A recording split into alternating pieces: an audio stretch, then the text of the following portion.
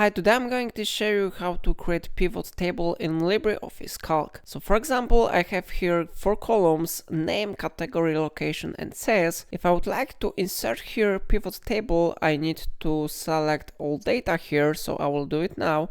And then I need to go to insert, I need to go to pivot table, and on selection I recommend you to select current selection. Then I click OK, and here we need to drag and drop available fields to row fields or data fields. So for example, I will drag and drop name to row fields, I will drag and drop category to row fields, and I will drag and drop location to row fields. On data fields, I need to have sales because it is my number of sales. I would like to sum it, so I will drag and drop sales to data fields. So now I click OK button, and how you see, pivot table has been successfully created here. So in this way you can easily create pivot tables in LibreOffice Calc. If I helped you to do it, remember to like this tutorial and subscribe my channel. Please let me know in comment if it solved your problem.